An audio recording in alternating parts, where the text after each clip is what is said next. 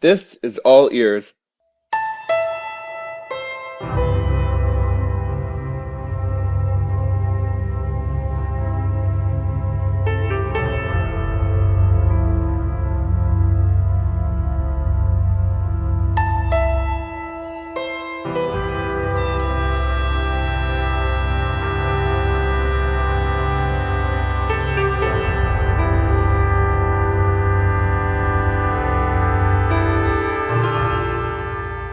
Hi there, welcome to another fine episode of All Ears. I'm Everett Hopfner, pianist, new music explorer, and of course your host for this podcast. My guest this week is Julian Beutel. He is a versatile trumpet player from Saskatchewan, another prairie boy just like me. Julian and I attended Brandon University at the same time for our undergrad degrees.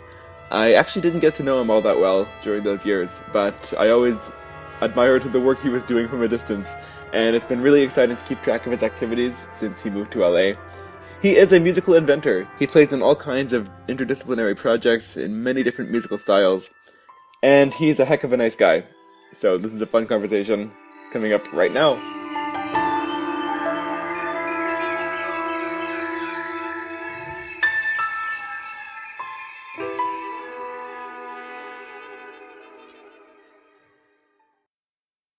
Julian, I don't know a lot about your origin story, so I'd like to get into kind of where you came from and how this all started for you. Where's home for you?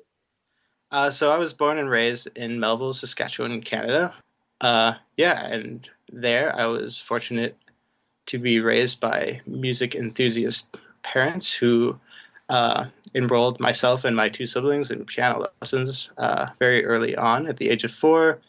And then from there, it was just a matter of time before we were involved in the church choir and playing in band programs and musical theater stuff around the city. So, yeah, it was a really interesting place to grow up and a surprising amount of musical experience from such a smallish place.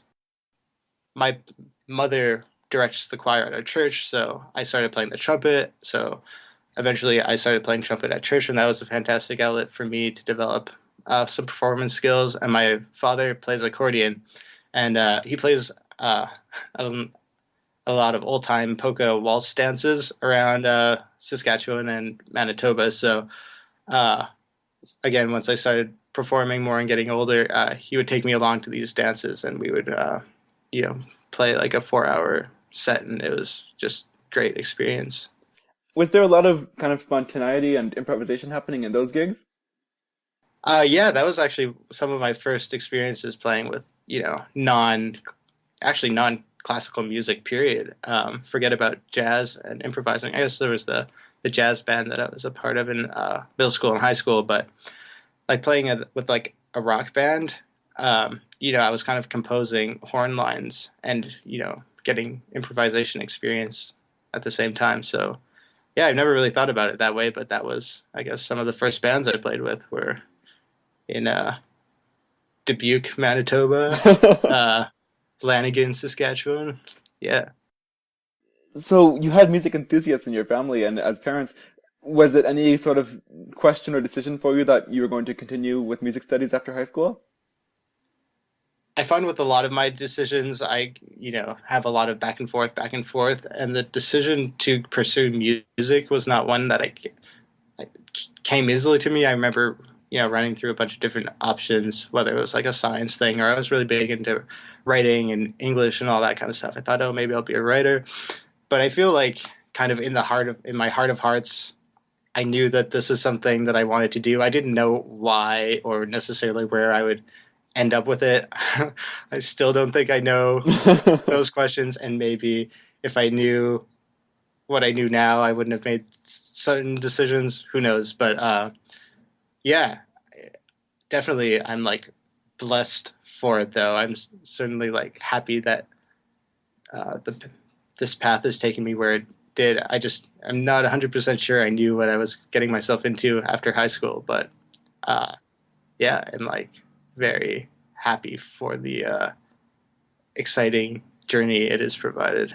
I believe it. And why jazz specifically? Okay, so I entered in Brandon University as a trumpet player. I had auditioned.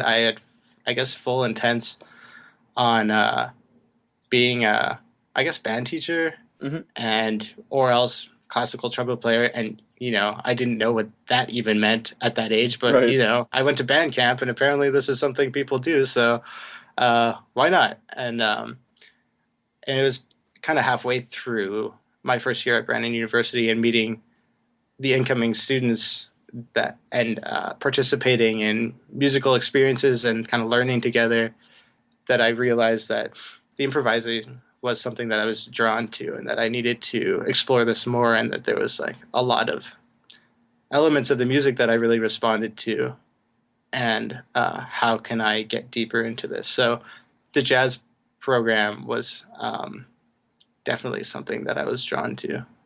I'm curious to kind of get into your more current practice, but do you want to just maybe touch on a few highlights of your time at BU, or a few of the, just kind of a summary of the certain directions you kind of explored while you were there? Yeah, totally. I feel like my time at Brandon University, well, it was hugely important for me from a developmental standpoint, but it was also interesting the way that it maybe indirectly cultivated a lot of my other interests. So a little background on myself is that I I always had a lot of trouble playing the trumpet, and the technique of the trumpet was never something that came easily to me. And I feel like I would spend hours and hours and hours practicing, and I would sound fine one day and then just do a complete 180, and none of the mechanics were working, and I had no idea why. And I had lessons, and my teachers would be able to help me, but then I would kind of get in my own head and regress. So that was kind of this constant source of frustration for most of my degree, which at the time was extremely frustrating. But Sure. the result of it was I started composing more music. Actually, that's kind of one of the reasons I got frustrated practicing the trumpet. So I would just sit at the piano and write tunes. Or I remember taking the electroacoustics class by Gerhard Gnader, and man, that was probably one of the most pivotal moments in my education. Just knowing that there's this technology lab where you can record things and manipulate it and use synthesizers, and I can record the trumpet and then manipulate it and then turn it into a piece that I wrote. I felt like it was the culmination of, or the synthesis rather, of my interest of live performing and writing music, wrapped up in this cool computer magic land where kind of anything was possible. So I guess through doing both of those things, my other great memories from Brandon University, besides being involved with a lot of people's recitals and making a lot of cool music, but one particular project that was special was this quintet called Slow Spirit. And the members of that were Eric Roberts, who is a saxophone player, Dave Teal, who plays bass, and Cam Wilkes and Cody Owaziak, who are drummers in the group, and Josh Weinstock, who's a great guitarist, and myself.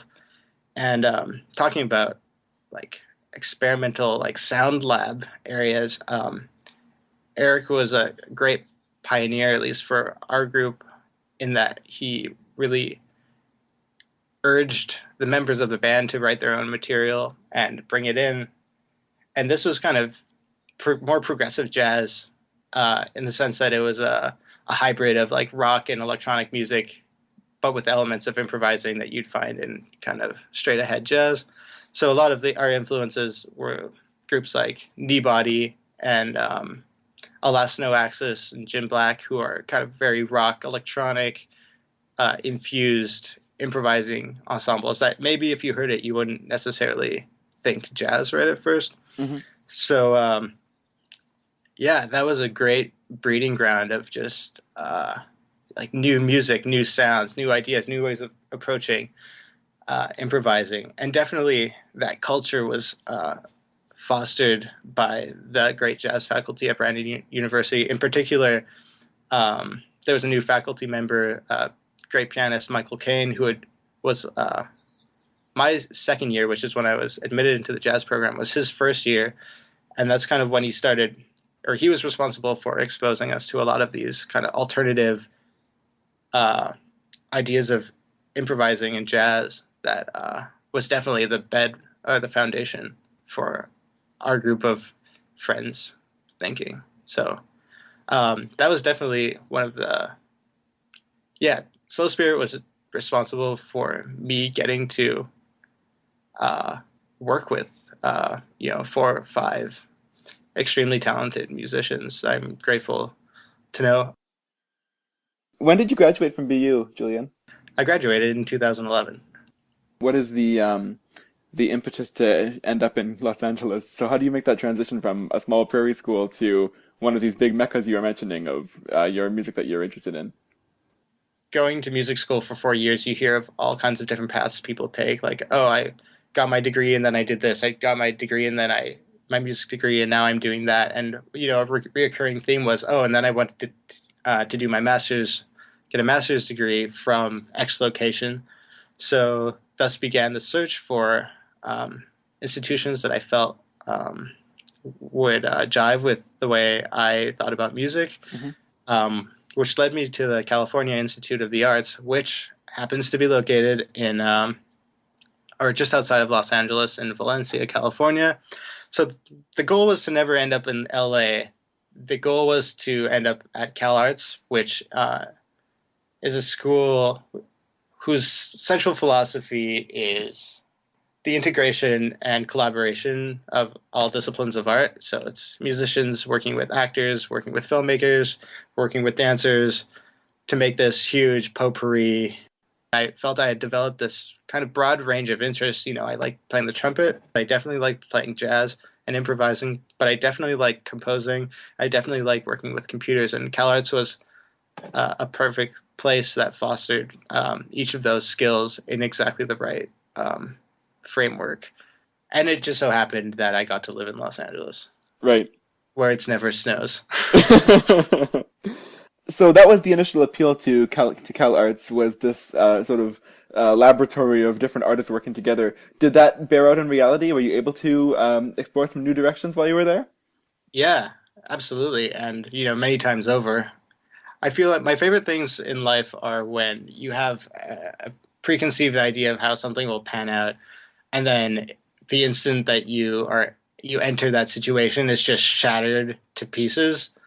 And I felt like I knew what I was getting myself into at Cal Arts, and I knew what I wanted to accomplish, but like instantly there were just like 100 things that were way cooler than I could have possibly put together myself. Performing music with robotic instruments and like doing live performances with animators, and playing with dancers, and just performing like new classical music, and getting to work with just an incredibly high caliber of creative and virtuoso artists. So yeah, it was definitely an amazing opportunity. Awesome. So, Julian, let's start to talk about some of the projects that you've been working on and some of the current activities you have now. So I'm curious about a few things. Your website is wonderful and it lists a lot of the projects you're involved in now. There's a brief mention of something called the Hyper Trump. So the Hyper Trump was an idea conceived during my time at Cal Arts. So basically, one of the cool areas of Cal Arts is its music technology department.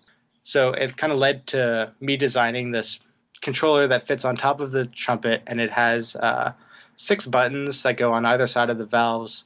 And when you push it, it sends a message into the computer that can do whatever you want. So, I use it most often to use effects for my horn. So I'll be playing a line and then I hit a button, and then all of a sudden there's distortion. Then I hit another button and then there's reverb is on. And then I was able to use it in other contexts where there are robotic instruments like Cal Arts, where it's like a bunch of drums or like a xylophone that has mechanical beaters on it.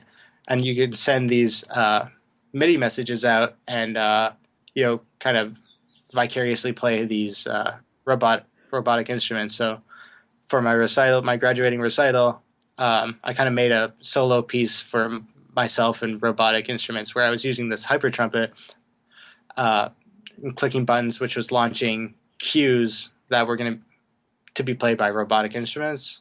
So it was kind of the Hypertrump was my answer for like a MIDI controller for the trumpet, essentially. Right. And when you're asking me if like CalArts was the way that I thought it would be, it's like, no, it wasn't, because it introduced me to this whole world that is, in my opinion, really, really cool, and definitely kind of a cutting edge, up and coming thing with all this new technology. And to be able to kind of be in like involved with people who are at the forefront of it is really exciting. Do you want to talk about some of the interdisciplinary projects and collaborations you got into, either within your time at CalArts or now, kind of the things you're doing now?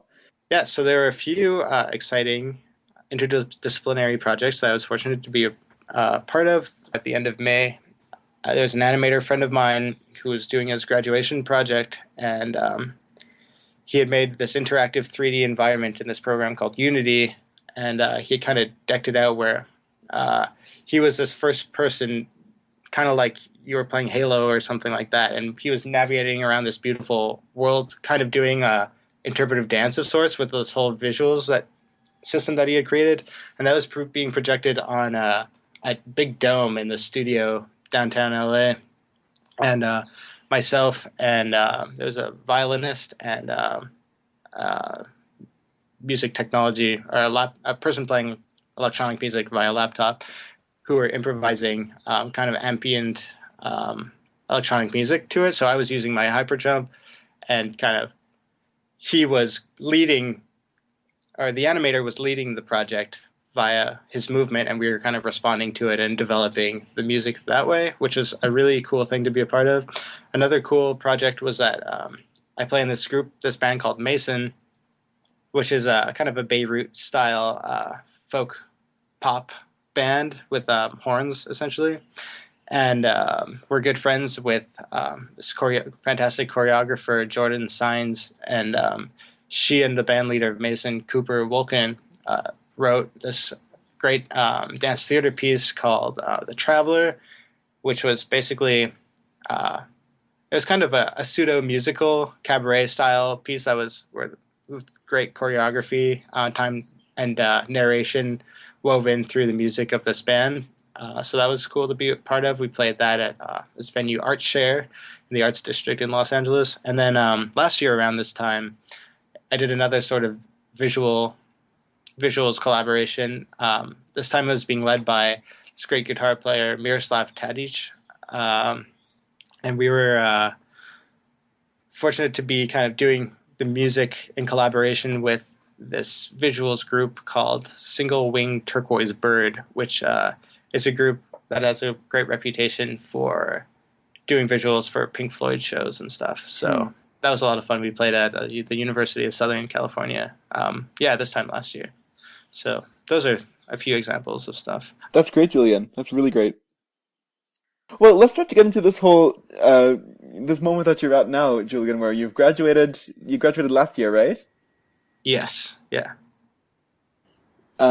What's the transition felt like for you when you're no longer a student and you're suddenly kind of on your own in the world? Yeah. So as I was mentioning earlier, I had a bit of that existential crisis after my undergrad, which made me think that I'd be prepared for it this time around, because I knew exactly what was coming and I saw it from a mile away. But so I graduated in May from CalArts, and I had a bunch of gigs lined up for June and July. But then there was this period in August when people were out of town and there was just like nothing happening.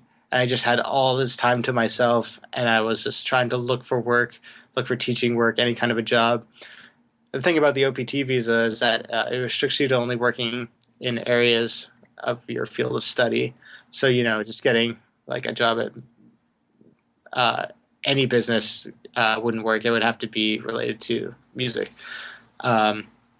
So, August came around, and, it was pretty difficult for like a while. I wanted to, there were all these ideas that I wanted to explore, and like, oh, I have a master's degree now. That means I'm qualified to do all of this stuff. And then, if only it was that easy, and if only like that was true, so there's a lot of like, again, naivety that had to kind of be broken down and realize that, okay, this is a long-term process. Those things that you want still exist, but it's going to take a slightly different approach.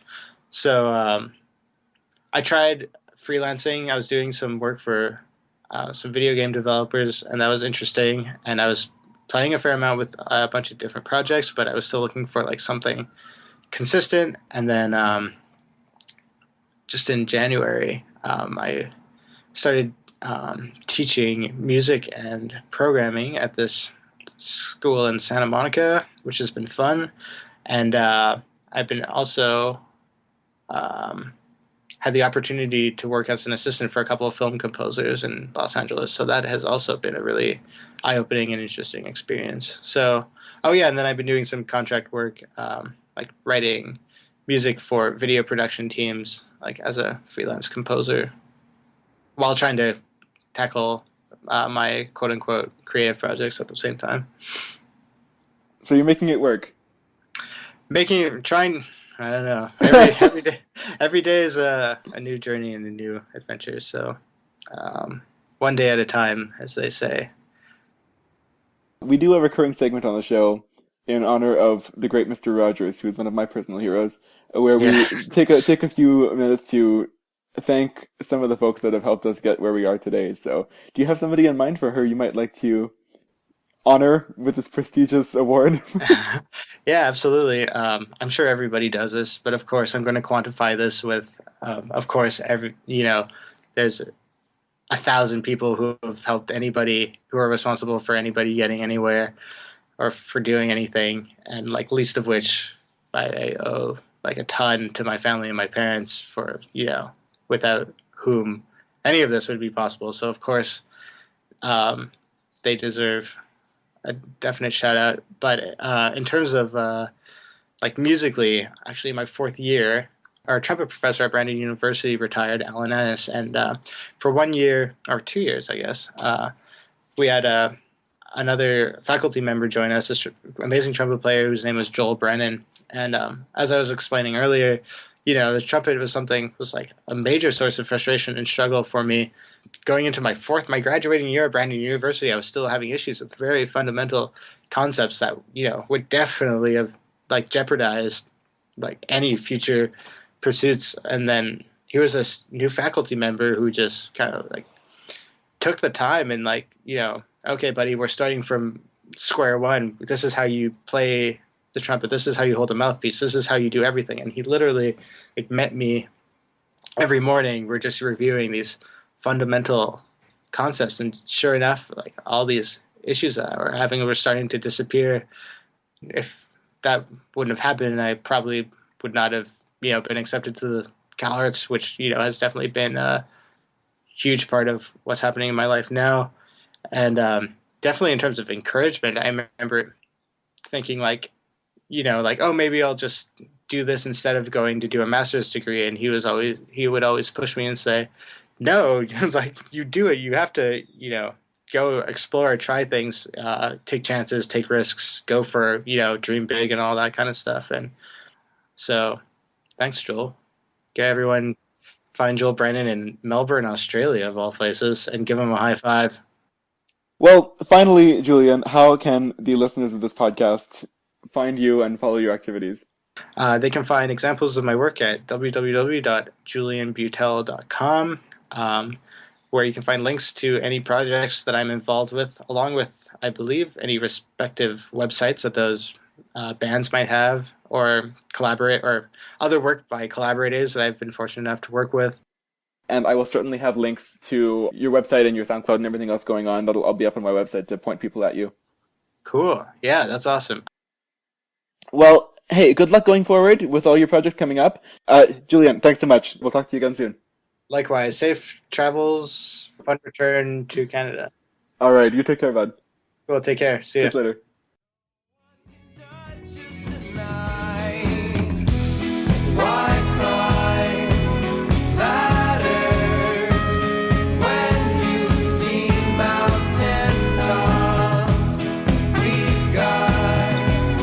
So much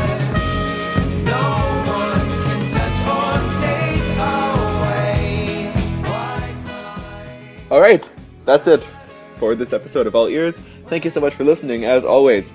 You can follow me on Twitter at evhoff, and you can get updates about the show at This Is All Ears. You can subscribe to the podcast via iTunes or via Stitcher. As of last week, we're on Stitcher. It's a great app for streaming all of your favorite podcasts, available on all platforms.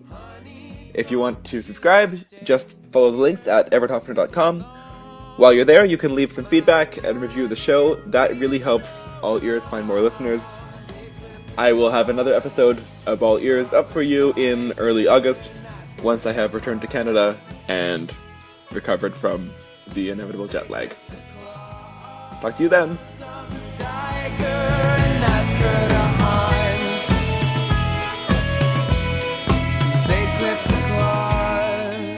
Of a tiger.